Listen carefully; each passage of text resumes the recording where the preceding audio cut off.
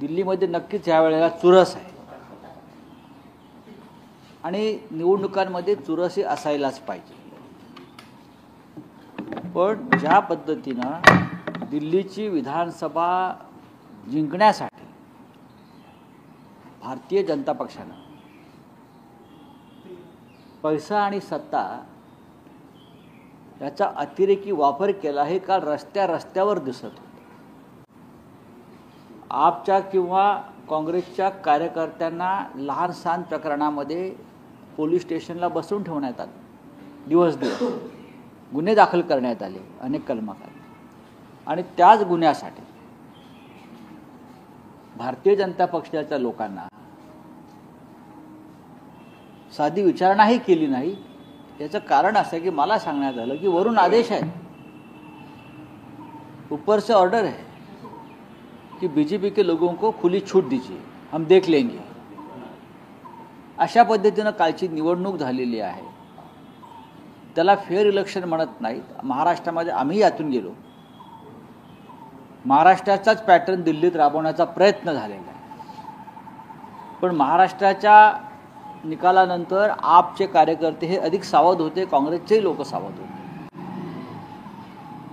तरी मला अजूनही वाटतं की आप आणि काँग्रेस एकत्र लढले असते तर भारतीय जनता पक्ष हा आसपाससुद्धा आला नसता बहुमताच्या किंवा या चुरशीमध्ये उतरला नसता.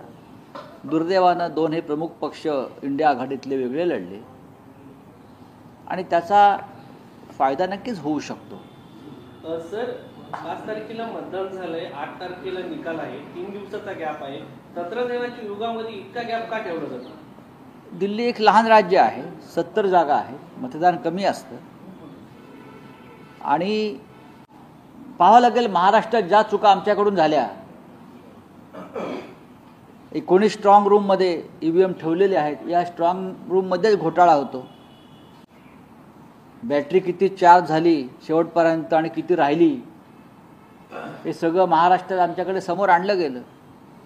मतदार राज्यातले घोटाळे कसे झाले. पण आता आपचे कार्यकर्ते या बाबतीमध्ये अधिक तज्ज्ञ आणि माहीर आहेत. आम्ही 8 तारखेची वाट पाहतो. महाराष्ट्रातले मंत्री आहेत संजय शिरसाट, त्यांनी तुमच्यावर जरी अशी टीका केली. करू द्या ना. प्रयागराजला जायला पाहिजे होता, तिथं चेंबरला असता तुम्ही तर शहीद म्हणता आला असतं, ती पण संधी दिली नाही. आम्ही प्रयागराजला जाणार आहोत. काल प्रधानमंत्री मोदी जाऊन आले. आम्ही कामाख्याला नक्कीच जाणार नाही रेडे कापायला. पण आम्ही श्रद्धावान हिंदू आहोत आणि श्रद्धेत आणि हिंदुत्वामध्ये गद्दारीला स्थान नाही, बेईमानीला स्थान नाही. तुमच्या राज्यामध्ये छत्रपती शिवाजी महाराज हे औरंगजेबाला लाच देऊन सुटले, पळून गेले असं सांगणारे लोक ज्या राज्यामध्ये वावरतात खुलेआम, तुमच्या विचाराचे लोक, सरकार काय करताय आणि तुम्ही आम्हाला सांगताय. चेंगरून कोण मरणार हे भविष्यात तुम्हाला दिसेलच. आम्ही स्वतः शिवसेनेचे काही लोक याआधी गेले. आमचे राजन विचारे जाऊन आले, इतर अनेक लोक जाऊन आले. भविष्यात आम्ही जाऊ. सध्या सगळे VIP लोक जाऊन येत आहेत, प्रधानमंत्र्यांसह सगळे. राहुल सोलापूरकर यांनी रिक्वेस्ट टेस्ट होती, बोलून दाखवायचं असल्याने संघाचे अनेक लोक अशा पद्धतीचे स्टेटमेंट देतात, नंतर माघार घेतली जाते.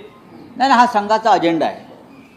आमच्या महाराष्ट्राच्या दैवतांचा अपमान करणं हा एक संघाचा जुना अजेंडा आहे. कधी सावरकरांवर ते घसरतील, कधी गांधीजींवर घसरतील. आता तर ते छत्रपती शिवाजी महाराज, संभाजी महाराज यांच्यावरती घसरायला लागले. अनेक प्रकारचे विकृत चित्रपट निर्माण करून संभाजी राजांचं विकृत चित्रण करण्यात आलं.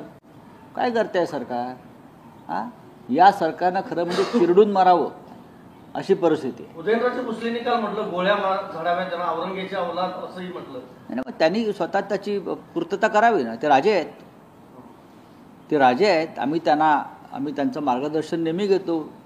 मग कोल्हापूरचे महाराज असतील किंवा सातारचे महाराज असतील, त्यांचा संताप आम्ही समजू शकतो. ते राजे आहेत, आम्ही प्रजा आहोत शिवाजी महाराजांची. आम्हाला अधिक तळमळ आणि तिडीक आहे.